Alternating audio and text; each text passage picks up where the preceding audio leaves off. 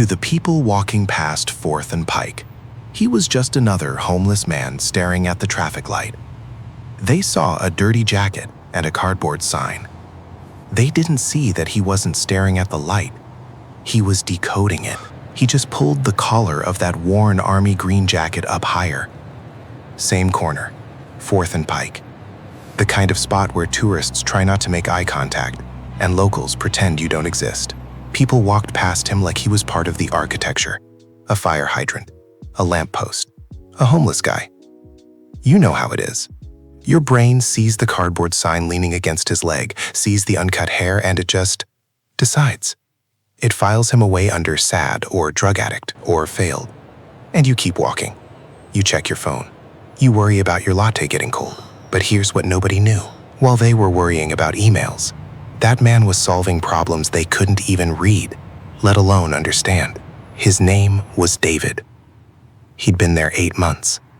Most days he didn't even hold the sign up. He just sat, staring at the traffic lights, the rhythm of the walk signals, the timing of the automatic doors across the street. His fingers would twitch on his knees, tapping. Not random spasms, patterns, coding. He was writing thousands of lines of code on an invisible keyboard, compiling it in a brain that was running hotter than any server farm in the city. The coffee shop across the street knew him. They'd bring him leftovers sometimes, day-old pastries, cold coffee. One barista, Emma, she'd actually stop and talk. Not the whole "how are you doing" thing people say without wanting an answer. Real talking. She noticed things, like how his eyes would track patterns, how he'd count things, steps people took, cars passing, pigeons landing. She thought maybe he had some condition, something that made him different. She wasn't wrong, but she wasn't right either. One Tuesday morning, the rhythm broke. A pair of polished Italian leather shoes stopped right in front of David's boots. They didn't move. David didn't look up at first. He was busy calculating the flow rate of the gutter water. But the shoes stayed. David finally looked up. A man in a charcoal suit, holding a tablet. He looked out of breath, frantic. Not the look of someone offering charity, the look of someone who is drowning. "It is you," the suit whispered, like he was seeing a ghost. David didn't blink, didn't confirm. "You're blocking my light," he said, voice raspy from disuse. "I've been looking for you for 3 years, David. 3 years. The man didn't wait. He turned the tablet screen toward David. It wasn't a picture. It was a chaotic wall of code, red text, error logs, a neural network collapsing in real time. To anyone else, it looked like gibberish. David's eyes scanned it, top to bottom. 0.4 seconds. He sighed. The kind of sigh you give a child who keeps making the same mistake. "You implemented the safety layering wrong," David said. The suit guy froze. "What?" Line 42. "You're trying to force a recursive loop on a dataset that's expanding exponentially. It's choking the processor. It'll crash at scale. Actually," David tilted his head, "it probably already crashed. That's why you're here." The man in the suit went pale. He dropped to his knees right there on the wet pavement. He didn't care about the pants anymore. "It goes live in 48 hours. The board is watching. If this fails, I lose everything." David looked back at the traffic light. "Then you should have written better code." Turns out, David wasn't homeless because he had to be. He chose it. Sort of.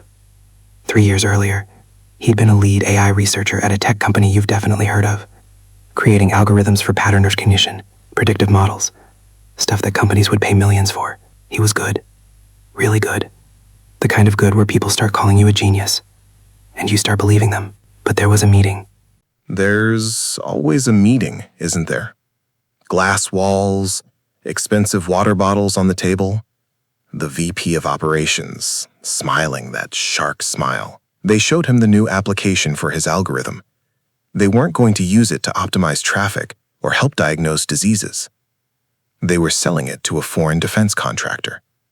Surveillance, predicting dissent, stopping protests before they happened, using his math, the math he wrote to understand the world, to control it.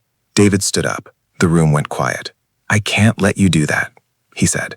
"It's not your choice, David," the VP said. "It's company property. You just work here." That night, David didn't go home. He went to the server room. He didn't destroy the code. That would be a crime. He just untied the knot. He removed the one key variable that made the whole thing work. A logic bomb that would only trigger If they tried to use it for surveillance, then he walked out, left his badge on the desk, left his apartment key, left his bank cards. He knew they'd come after him. He knew they'd sue him, bury him, maybe worse. So he decided to become the one thing they wouldn't look at. He became invisible. He ended up on that bench because it was quiet, because nobody expected anything from him there. And weirdly, sitting there with nothing, he could finally think, really think, without deadlines, without investors, without people trying to monetize every thought in his head. He'd been working on something, in his mind, a completely new approach to ethical AI, systems that couldn't be weaponized, couldn't be corrupted. He didn't have a computer, didn't need one yet. He was working through the logic, the math, the philosophy of it. The guy in the suit, former colleague. He'd been tracking David's old patterns, trying to find him, because the company had finally admitted David was right. Their system had failed, spectacularly, cost them everything, and they needed him back. David looked at him, that same calm stare. "I'm not coming back. We'll pay anything. I don't want your money." The suit guy sat down next to him, probably the first time a $1,000 suit touched that bench. "Then what do you want?" David was quiet, long enough that Emma from the coffee shop came out to check if everything was okay. She'd been watching through the window. "I want to build something that can't be broken," David finally said. "Something that helps people, not controls them, not sells to them. Actually helps." "That's impossible," the suit said. "Most things are, until they're not." The suit guy left, came back the next day, and the next, each time with new offers, new promises. David said no every time, but Emma had been listening, and Emma had an idea. She'd been taking night classes, computer science, nothing fancy, but she understood enough to know David was talking about something real, something that mattered. She asked if she could help, not for money, not for credit, just to be part of something that wasn't garbage. David looked at her, really looked, like he was calculating something, measuring something. Then he nodded. They started meeting after her shifts. He'd talk through concepts. She'd take notes, try to code basic versions. It was slow, messy, nothing like the corporate labs he'd left behind, but it was pure. Other people noticed. A homeless vet who'd been watching them, a teenager who hung around the block, a retired engineer who lived nearby. One by one, they asked if they could contribute. Skills they had, time they could give. Within 6 months, they had something. Not perfect, but real. An AI framework that was open source, that had ethics literally built into its core code, that couldn't be modified to harm. David never went back to being who he was. Didn't want to. He eventually moved into a shared house with some of the people from his team, if you can call it that. Still wore the same jacket. Still sat on that bench sometimes. But now, when people walked past, some of them recognized him. Not as homeless, as the guy who built that thing, that system. The one that's being used in hospitals now, in schools, in places where people actually need help. He didn't become famous. Didn't want to be. The code was free. Anyone could use it. That was the point. Emma still works at that coffee shop, but now she's also one of the lead developers on David's project. The vet runs their community outreach. The teenager is studying AI ethics in college. The retired engineer handles the infrastructure. They never took corporate money, never sold out, built something that belonged to everyone. And David, he still sits on that bench sometimes, still counts things, still sees patterns. But now when people walk past and make assumptions, he doesn't mind, because he knows something they don't. You don't need permission to change the world. You don't need money. You don't need a title. You just need to start and keep going, even when everyone thinks you're crazy, even when you're sitting on a bench with nothing, especially then. So here's the question, not about coding, about you.